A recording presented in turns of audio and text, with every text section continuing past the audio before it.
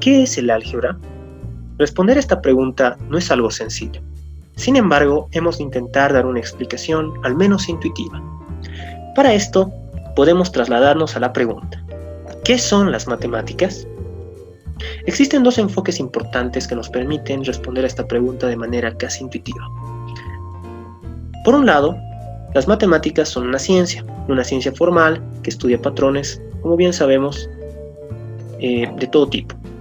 Nuestro cerebro está diseñado para reconocer patrones, con lo cual las matemáticas son una parte fundamental de nuestro pensamiento. Por otro lado, las matemáticas son un lenguaje abstracto, que nos permite describir con precisión y claridad ideas de todo tipo. Por ejemplo, el cálculo es la rama de las matemáticas que estudia patrones de cambio.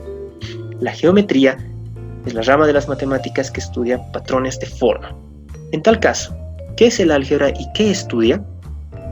El álgebra es la rama de las matemáticas que estudia la manipulación de símbolos de acuerdo a unas reglas preestablecidas. Esta manera de ver el álgebra es muy amplia. Consideremos, por ejemplo, los juegos de cartas. Las cartas ocuparían el rol de símbolos. Las reglas del juego nos dicen cómo podemos manipularlas. No es lo mismo jugar póker que jugar Telefunken. Podemos considerar también el universo, su materia y sus objetos físicos. Cómo se comportan ellos dependerá de las leyes físicas del universo. Es por eso que las ciencias buscan expresar sus leyes en un lenguaje matemático. Como último ejemplo, podemos considerar los números y sus reglas de manipulación. El álgebra se encarga de estudiar las propiedades que pueden tener nuestros símbolos al manipularlos según ciertas reglas. Pero, ¿cómo es que hemos llegado a este punto? ¿Por qué es el álgebra tan importante? ¿Y por qué vale la pena estudiarlo? Para esto, la historia nos puede alumbrar un poco al respecto. El álgebra es una de las ramas más antiguas de la matemática, superada solo por la geometría y la aritmética. Aquí podemos ver la foto de Baris Galois, joven matemático francés que revolucionó completamente el pensamiento algebraico, determinando el inicio del álgebra de nuestros días. Pero eso es casi el final de la historia.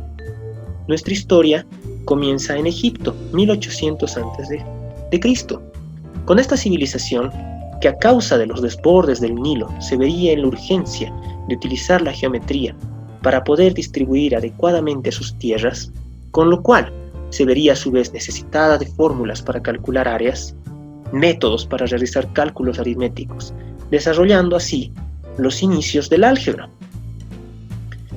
De ellos podemos rescatar que resolvían sistemas de ecuaciones. Por ejemplo, bastante de esta información se encuentra guardada en el papiro de Rin, que contiene fórmulas justamente para calcular áreas.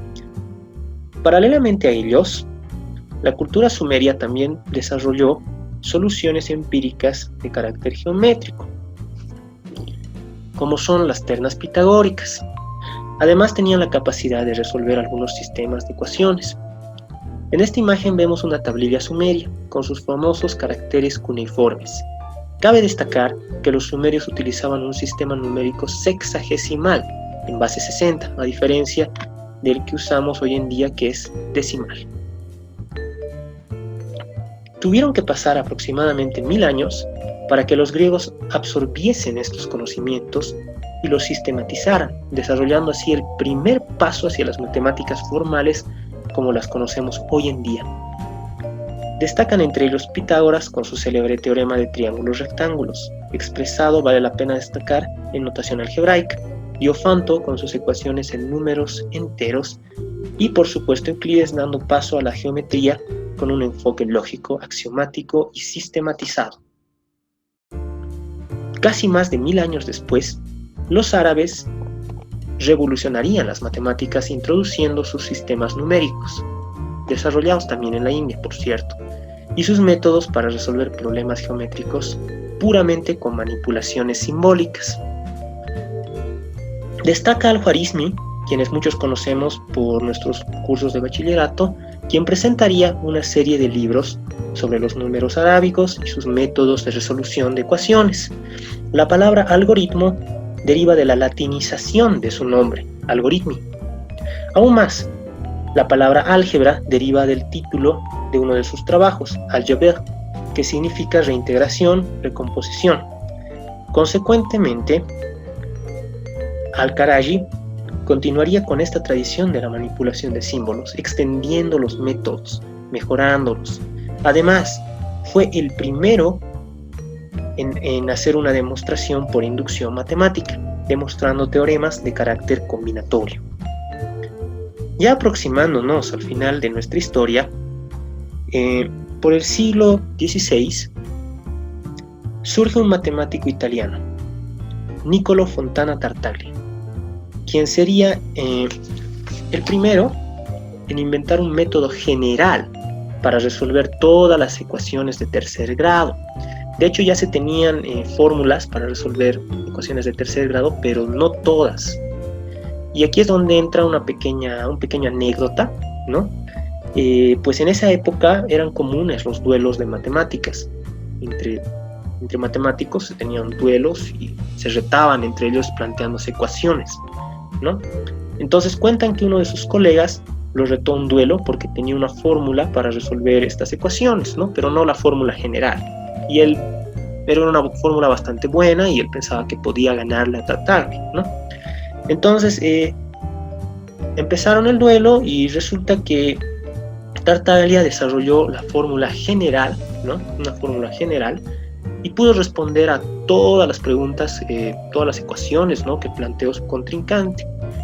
Además, Tartaglia conocía la fórmula que su contrincante tenía y le planteó ecuaciones que no se podían resolver con esa fórmula, ¿no? Con lo cual Tartaglia ganó completamente ese duelo y quedó en la historia, ¿no?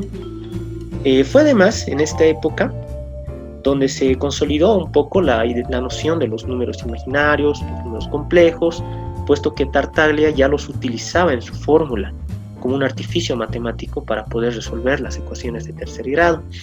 Y más adelante estas serían totalmente desarrolladas, ¿no? Los números complejos y estas fórmulas por matemáticos como Hamilton y Euler. Ya por el siglo XVIII se empezaría a desarrollar investigaciones sobre el determinante para poder resolver sistemas de ecuaciones. Destacan como pioneros el japonés Kawasaki y el alemán Gottfried Leibniz. Estas investigaciones darían paso a originar lo que hoy conocemos como matrices. Su nombre, matriz, propuesto por Sylvester, trata de indicar que las matrices son las que originan a los determinantes, ¿no? Son su origen. En esta época se resuelve el problema de los sistemas de ecuaciones de tamaño n por n, ¿no? Por la famosa regla de Cramer. Ya entrando al siglo XIX, tenemos dos personajes tremendamente destacables. El álgebra se independiza de la geometría y la aritmética. Y empezando por ellos aparece Gauss, ¿no? El príncipe de las matemáticas, quien destacaría por demostrar el teorema fundamental del álgebra y sobre todo por contribuir en casi todas, por no decir todas, las ramas de las matemáticas, ¿no? Por otro lado, aparece el célebre Évariste Galois, quien estando en la flor de su juventud, entre los 19 y 20 años, desarrollaría el inicio del álgebra abstracta como hoy la conocemos, la teoría de grupos, la teoría de extensión de campos y la teoría de Galois que lleva su nombre. El personaje de Galois es increíblemente sorprendente, puesto que la mayoría de su obra la escribió en la cárcel. Además, murió a los 21 años en un duelo de pistolas por defender el honor de una mujer. Finalmente, en lo que concierne a los siglos XX y XXI, se desarrolló tanto álgebra que aparecieron nuevas áreas, ¿no? del mismo álgebra, así como ser el álgebra geométrica, la geometría algebraica, el álgebra homológica, el álgebra conmutativa y muchas otras más, que tienen aplicaciones en distintas áreas científicas, como las ciencias de la computación, la física y la criptografía, por decir algunas. Finalmente, considerando nuestro pequeño paseo histórico, vamos a enlistar algunas áreas donde el álgebra se ha destacado al aplicarse. En ellas vemos la criptografía, la cual hablaba hace un momento, que es la ciencia que estudia las técnicas de cifrado y codificación de la información, y tiene múltiples aplicaciones hoy en día al mantener seguras nuestras contraseñas, ¿no?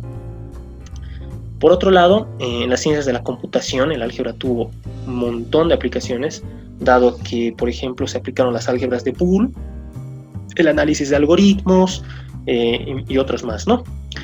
Aplicaciones en la geometría tuvo montones, ¿no? Por ese vínculo que existió entre el álgebra y la geometría siempre, ¿no? La cual, a su vez, la geometría a su vez se aplica en la física, ¿no? Como un ejemplo breve, tenemos áreas, ¿no? Como la geometría analítica, el álgebra geométrica, la geometría algebraica, ¿no? Son algunas áreas fructíferas hoy en día que tienen muchas aplicaciones, ¿no? También en la física.